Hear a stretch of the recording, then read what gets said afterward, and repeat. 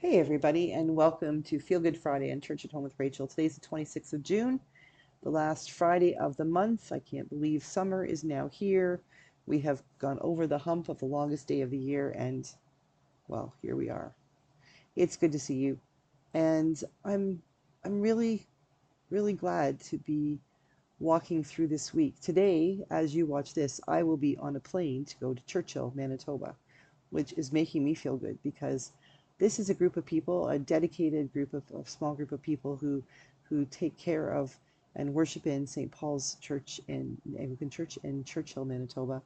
And they are dedicated. They don't have a priest. They haven't got really got any licensed lay readers. They are just plugging along, doing their thing. And that's a hard thing to do. They do a great job of it. And I get to go and hang out with them. And Rob's going with me.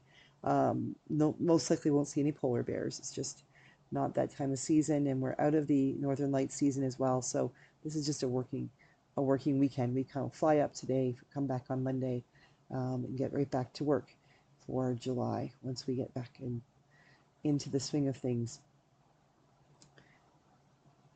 There is something really incredible about knowing that God's world is the world that we have been given to be good stewards of. One of the things about going up to Churchill is last time we were there, I won't have a chance this time, but last time we got to go in a rigid hulled inflatable boat, a rib, um, and we got to cruise around with the whales, the beluga whales, and it was so cool. They were coming right up to the boat and bumping into it and seeing the babies, you know, breach the water and come down and watching the mama whales sort of keeping an eye on them, making sure they didn't get between that the boat didn't get between the mamas and the babies. And just seeing the way the world works, seeing the icebergs up on the water and knowing that out there somewhere there were polar bears still on those ice floes and that they wouldn't be coming into town. Sometimes they do wander into Churchill until those ice floes had melted. And just recognizing the absolute beauty of God's world. There's not much in this world that we can look at and not see the hand of God. Now, there's plenty of times we don't. There's plenty of times we look around and we see people making bad decisions, or we see things like Swan River and the flooding and the breaking of the road, and people who are stuck and who might lose their buildings, their homes, their barns, their crops, the fields that were already seeded that just washed away in the rains and the overland flooding.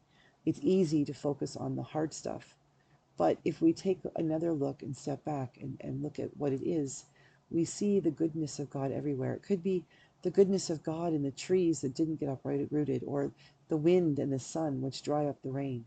It could be the hand of God in the neighbors coming out to help one another, or it could be in the animals that we see roaming around that have been displaced, that we slow down for, that we're careful not to hit with our cars, that we might recognize, we need to not chase them off because they're simply trying to keep them to be able to stay alive. Every moment of every day, even the crappiest, most horrible ones, is a miracle. It is a miracle that we are here, that we can breathe. Lately, I've been hooked on a program called The Resident on Netflix, and there's lots of episodes, lots of seasons. That's why I watch that. I don't like to watch something that only has one or two seasons because I get involved and then they disappear. So, watching The Resident, and one of the things about that show is it talks an awful lot about the human anatomy and things that shouldn't be possible. How can how can a baby be born? How can someone who has had spinal injury regain their ability to feel their legs? How can someone who's had a horrible fever be healed? And I know some of it's fiction and it's television, but the truth is that every day there are miracles happening. There are cures for diseases. There are vaccinations happening, and that's not without God's help. Certainly, it is people, scientists and doctors, and even lawyers and nurses and teachers and people who are willing to try out new things. They all have a part in creating these things. But at the beginning of it all and at the end of it all is God's hand. Without God, none of the things that make penicillin or cure polio, stopped polio, or COVID, or any of those things, without God's hand in these things, none of these things could be cured or find a vaccination for or a surgery for. God teaches us these things. The very neurons that help us to learn new things that surgeons can do what they do comes from God. And so as we go about our days, it's important that we recognize the miracle of nature, the miracle of the nature of people, the miracle of the nature of all that God has created. And as I go north to Churchill with Rob, and I know I probably won't see any polar bears or whales this time around, I will see people, and I will see people who are resilient and people who know what it is to wake up on a cold winter morning and see a polar bear standing on your deck, and they know how to deal with that. Stay inside and call the authorities.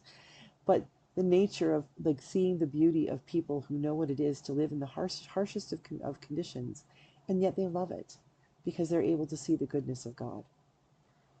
Every day we have opportunities to witness miracles. In the miracle, all we have to do is stand in the mirror and look in the mirror in the morning and recognize that the fact that we woke up, that we can breathe, that our heart is pumping at the same time as our mind is thinking, these are all miracles. And I can't think of anything to feel better about on a Feel Good Friday than the miracle of life itself.